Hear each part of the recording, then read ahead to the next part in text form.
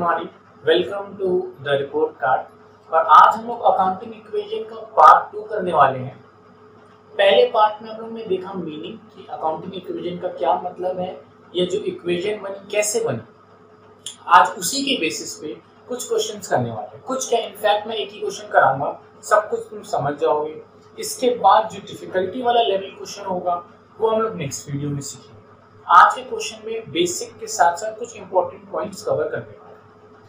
एक क्वेश्चन आपकी स्क्रीन पे अभी आ गया होगा, उसको रीड कर लो, लिख लो, पॉज करके लिख लो। इसके बाद अब मैं यही क्वेश्चन बोर्ड में सॉल्व करने वाला हूं।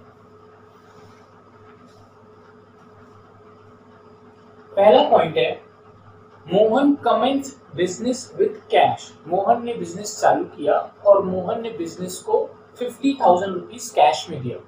तुमको बस ये आइडेंटिफाई करना है कि 3 अकाउंट में से कौन कौन से अकाउंट में इफेक्ट आएगा।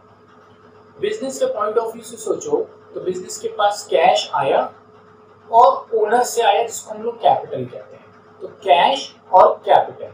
कैश हमारे लिए एसेट्स है, तो मैं यहाँ पे लिख दे रहा हूँ कैश।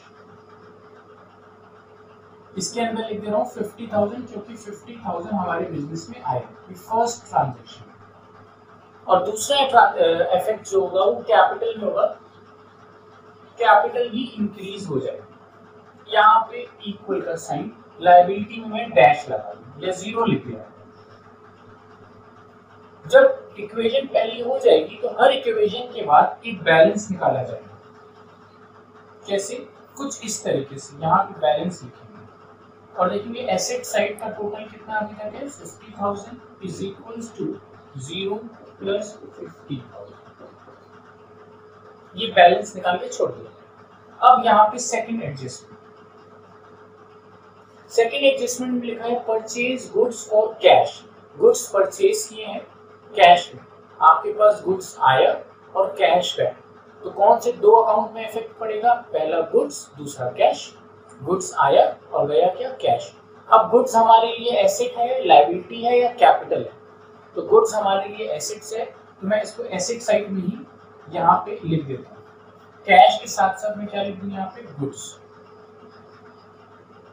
यहाँ पे कितने का गुड्स आया है? 30,000 का आया है, तो मैं यहाँ पे डैश करके प्लस 30,000 गुड्स में कर दूँ। और कैश हमारे पास से चला गया 30,000, तो मैं यहाँ पे माइनस 30,000 कर दूँ। ठीक है, इस तरीके से। अब इसके बाद फिर से बैलेंस निकालना पड़ेगा। यहाँ पे हो जाएगा कैश आपके पास 20,000 प्लस गुड्स का 30,000, अल्टीमेटली इधर 0 प्लस 50,000 एज इट इज। ध्यान से देखो तो टोटल 50,000 है और इधर भी टोटल 50,000 है। तो कहने का मतलब यही था कि हर इक्वेशन के बाद टोटल LHS और टोटल RHS हमेशा सेम रहेंगे। तीसरा पॉइंट है गुड्स परचेज किए हैं क्रेडिट पे 20,000। कौन से 2 अकाउंट इफेक्ट होंगे? गुड्स आया और उधारी पे आया, तो क्रेडिटर्स से आया। तो आप गुड्स में 20,000 ऐड कर दो, क्योंकि आपके पास गुड्स इंक्रीज हो रहा है, आ रहा है, और लायबिलिटी भी इंक्रीज हो रही है। अभी तक कोई लायबिलिटी नहीं थी, बट अब आपने उधार मिल लिया, तो अब आपके लिए एक लायबिलिटी क्रिएट हो गई, और उस लायबिलिटी का नाम क्या देंगे हम लोग? क्रेडिटर्स। होता क्या है, एसेट्स बहुत तरीके के हो जाते हैं, लायबिलिटी भी कई तरीके की होती है, मतलब उसके अंदर टर्म्स बहुत सारे यूज हो रहे होते हैं। बट कैपिटल में कोई टर्म नॉर्मली यूज नहीं होता है। कैपिटल का मतलब तो ओनर ही। तो क्रेडिटर्स में हमारे 20,000 से इंक्रीज हो गए। अल्टीमेटली जब टोटल करोगे तो यहाँ पे हो जाएगा ये 20,000 प्लस 50,000 इज इक्वल्स टू इसका 20,000 प्लस 50,000। अभी भी देखो LHS और RHS सेम। ये थर्ड इक्वेशन। फोर्थ इक्वेशन में लिखा है sold goods costing ₹10,000 for 12,000।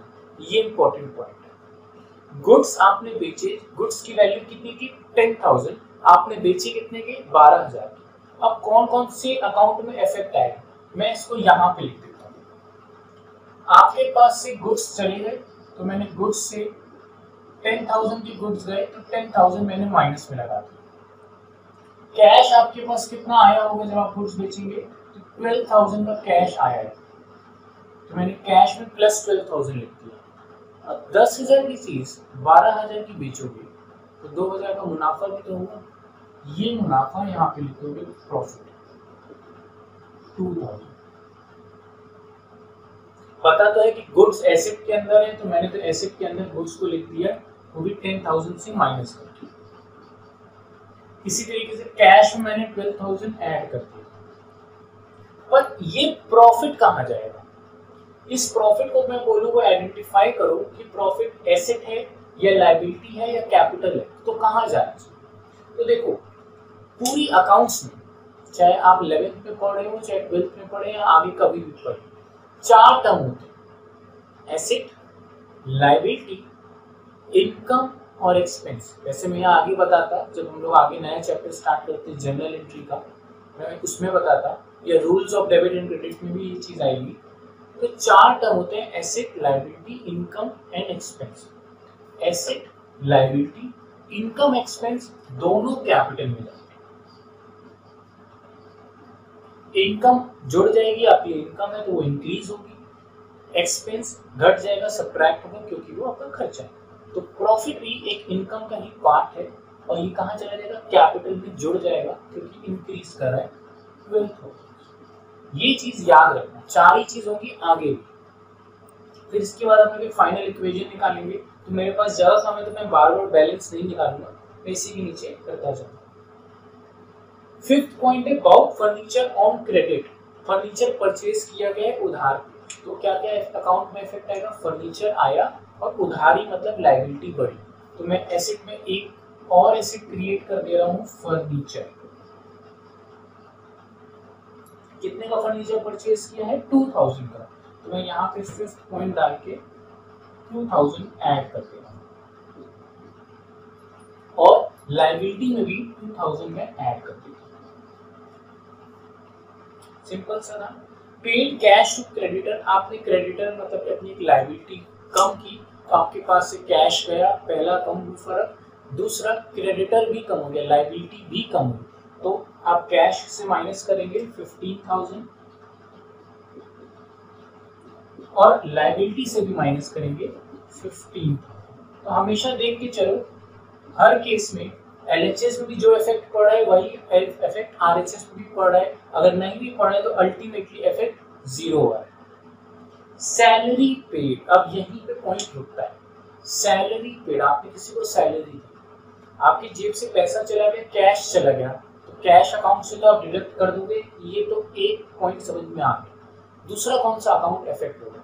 Salary क्या है हमारे लिए? क्या सैलरी हमारे लिए एसेट है? क्या सैलरी हमारे लिए लायबिलिटी है? या क्या सैलरी हमारे लिए, मैं कैपिटल बोलूँ या इनकम या एक्सपेंस, कुछ भी बोल सकते। तो आप देखोगे, बोलोगे सर सैलरी तो एक्सपेंस में बिलोंग करेगी, तो कहाँ पे जाएगा सैलरी का इफेक्ट? एक्सपेंस में। तो मैं कह सकता हूँ कि कैपिटल से भी कम कर दो, कितना कम कर दो? 1,000, और सॉरी क्या वो कैश से भी कम कर दो 1,000 और कैपिटल से भी 1,000 सब्ट्रैक्ट कर दो। मैंने 1,000 ब्रैकेट में लिखा है, ब्रैकेट का मतलब होता है सब्ट्रैक्ट, ठीक है। तो कोई भी एक्सपेंस होगा तो आप उसको कैपिटल में एडजस्ट करो, बस इसमें अब आप इसको टोटलिंग करेंगे। जब इसको आप फाइनली टोटल कर लेंगे तो सारे एसेट्स में आप पहले कैश का टोटल करेंगे जो कि एक अमाउंट यहाँ पे आएगा, प्लस उसके बाद आप यहाँ पे गुड्स का टोटल करेंगे, एक अमाउंट यहाँ पे आएगा, फिर फर्नीचर का आप जब टोटल करेंगे तो वैसे तो 2,000 आएगा, और फिर आप यहाँ पे लायबिलिटी का टोटल करेंगे तो जो कि आपका 7,000 आ जाएगा, और फिर आप कैपिटल का टोटल करेंगे तो 51,000, ठीक है। तो ये तो आप प्लस माइनस अपने अकॉर्डिंग कर दोगे।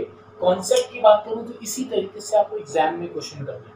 पहले आप ऐसे ही लिखोगे assets is equals to liabilities plus capital, फिर जैसे जैसे एसेट्स आते जाएंगे आप वैसे वैसे नाम लिखते जाओगे। अब एग्जाम में इस सैलरी के साथ साथ रेंट भी हो सकता है, तो भी वो रेंट कहाँ इफेक्ट पड़ेगा? कैपिटल में। ये तो मैंने एक्सपेंस का नाम बताया। अगर मैं इनकम के फॉर्म में बोलूँ तो कमीशन भी हो सकती है, तो कमीशन भी आप कैपिटल में ऐड करें, ठीक है। इस तरीके से क्वेश्चंस करेंगे। नेक्स्ट क्वेश्चन में मैं कुछ ट्रिकी क्वेश्चन लाऊंगा जो इसी टॉपिक का पार्ट होगा, और कुछ अलग तरीके से किया जाएगा, जो डिफिकल्ट जो बच्चों को लगता है उनके लिए। ठीक है, आज के लिए